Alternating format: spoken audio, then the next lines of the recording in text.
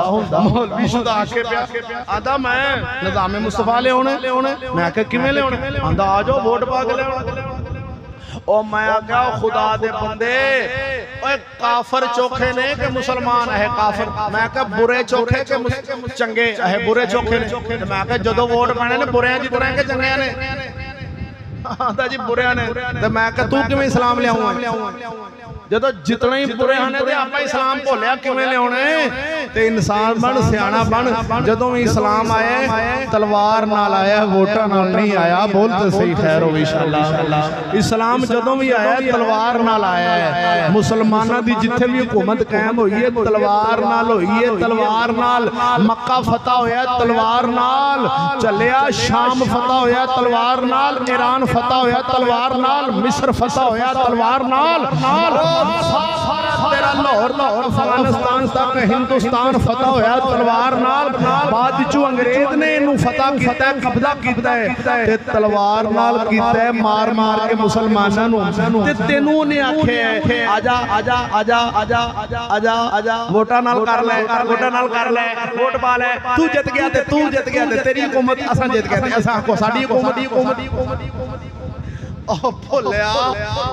जित जितान मननी बेईमानी सिर्फ जित जिताउण उन्होंने मन लेना ये मन लेना ही बंदे नूं इस्लाम तो खारिज कर दिंदा किवें किवें एक बंदा आखे भी तू जित गया ते तू कुरान दे खिलाफ हुकूमत चला लई मैं जित गया ते मैं कुरान वाली चला लवांगा ये गल मननी कुफर है ये टास पानी कुफर है एक बंदा आखे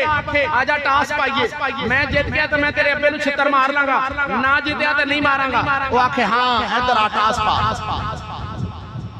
पाला टास हुण जेड़ा भावें छित्तर ना भी मरवावे जदों टास मन लई छित्तर ते बह गए काफर ने आखे आ जाओ टास पाओ वोट पाओ टास पाओ तुसी जित गए ते तुहाडे नबी दी हुकूमत असी जित गए ते फिर अंग्रेज दी हुकूमत तुहानू मननी पैगी आंदा जी मनांगे तुसी जित गए तुहाडी हुकूमत जदों तू ओनू मन लेगा उदों ही ईमान तेरा निकल जाएगा पढ़ा कुरान पढ़ा बोलते सही सुभान अल्लाह ऐता मौलवियों नूं नहीं याद क्योंकि कलमे दा ही पता नहीं ऐत पढ़ना वा कुरान दी अगर उन्हां दी मन लई ते उन्हां काफर कर देना सूरत आले इमरान ऐत नंबर 100 पूरा 100 गल गलत होवे ते चलिया जो चोर दी सजा मेरी अल्लाह कुरान च फरमांदा या अय्युहल्लज़ीना आमनू इन तुतीउ फरीक़म मिनल्लज़ीना ऊतुल किताब यरुद्दूकुम बअदा ईमानिकुम काफिरीन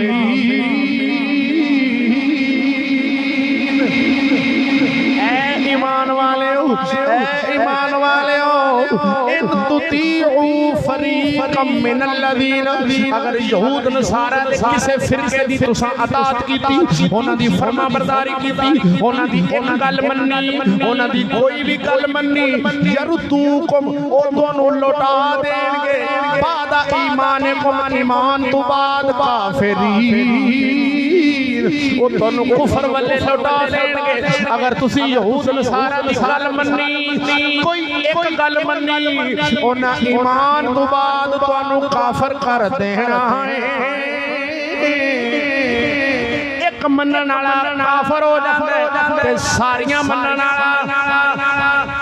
हाजी रहिंदा है सारियां मनन वाला आशिक रसूल मैं क्या वाह भोलिया आंदा जी एडा वड्डा मौलवी मैं कह एडा वड्डा मौलवी बाद पहले नबी दा कुरान है एक पासे कुरान है एक पासे मौलवी है आंदा मेरा मौलवी वड्डा मैं कह तेरा मौलवी जिड्डा भी वड्डा हो जाए मेरे नबी दी शरीयत तो छोटा ही रहना शरीयत सारे वड्डी है अल्लाह दा कुरान कह रहे या ते फिर ए ता कुरान विचों गायब कर दो तौबा नऊज़ बिल्लाह ऐत कट दो जिंदे विच मेरे रब ने फरमाया ईमान वालेओ अगर काफरां दी गल मन्नोगे तुहानू काफर कर देणगे ते जदों असां काफरां दी मन्नी जदों असां आइन दे विच भर्ती होण वास्ते अपनी तंजीम रजिस्टर कराण जाने उन्हां नूं इह लिख के देना पैणे अगर हमारी पार्टी जीत गई तो हम तुम्हारे आइन के मुताबिक हुकूमत करेंगे। ए लिख के देना पैंदा है। ओ मेरी गल समझ आ रही है? ला लियो अगर हमारी पार्टी जीती। अच्छा गल दसो जेड़े असैम्बली विच जांदे ने उत्थे कोई कहंदा है जमहूरीयत दे खिलाफ कोई भी नहीं बोलेगा। इमरान खान गंजा दे खिलाफ गंजा इमरान खान दे खिलाफ एक दूजे दे ते थल्ले की कहंदे ने कहंदे मौलवियां फिरके बनाए आ ते सरकार जेड़े तुसां फिरके बनाए ने ए मुजरम लीग वखरी काफ लीग वखरी गंजा लीग वखरी बल्ला लीग वखरी ए कैंची लीग वखरी सुई लीग वखरी। ओए किन्ने को फिरके ने हुकूमत च एक दूजे दे खिलाफ बोलदे ने कि नहीं? मौलवी मिंबर ते बोले ते कहंदा एक दूसरे दे खिलाफ नहीं बोलना ते तुसां सरेआम असैम्बली विच एक दूसरे दे खिलाफ बोलो। तुहाडे प्यो दी शरीयत तुहाडे वास्ते एक दूजे दे खिलाफ बोलना जायज़ है ते मौलवी गलत नूं गलत नहीं कह सकदा। आंदा नहीं मिंबर ते बैठ के सिखलाक पेश करना ते तुसां असैम्बली खिलाफ पेश कर रहे ओया असैम्बली विच खिलाफ पेश हो रहे। अगले दिन मैं असैम्बली विच मुंडा बयान सुना रहा एक ओ बल्ला लीग दी एक कुड़ी है ओ जरताज गुल के की ओदा नाम सी ओ स्पीकर नु कहंदी जनाबे स्पीकर मेरी आंखों में आंखें डाल कर बात करो ना।